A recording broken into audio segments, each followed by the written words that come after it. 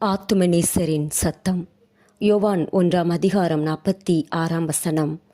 அதற்கு நாத்தான்வேல், நாசரேத்திலிருந்து யாதொரு நன்மை உண்டாக கூடுமா என்றான். அதற்கு பிலிப்பு, வந்து பார் என்றான்.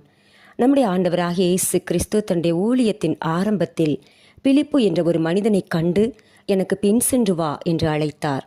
அந்த பிலிப்பு தன்னை ஆண்டவர் அழைத்த பின் நாத்தான்வேலை கண்டு, நியாயப்பிரமாணத்தில் மோசேயும் தீர்க்கதரிசிகளும் மேசியா வருவார் என்று கூறின வார்த்தைகளை முன்னிட்டு, அந்த மேசியாவாகிய நாசரேத் ஊரை சேர்ந்த இயேசுவை கண்டோம் என்றான். அதற்கு நாத்தான்வேல், நாசரேத்திலிருந்து யாதொரு நன்மை உண்டாகக்கூடுமா என்று கேட்டான். நாசரேத்திலிருந்து நன்மை வருவது என்பது கூடாத காரியம் என்று நாத்தான்வேல் நினைத்தான். நீங்களும் எந்த இடத்திலிருந்து நன்மை நமக்கு வருவது இயலாத காரியம், அது நடக்கவே நடக்காது என்று நினைக்கின்றீர்களோ, அந்த இடத்திலிருந்து நன்மை உங்களுக்கு நிச்சயம் வரும் என்று கர்த்தராகிய ஆண்டவர் சொல்கிறார். ஆமேன்.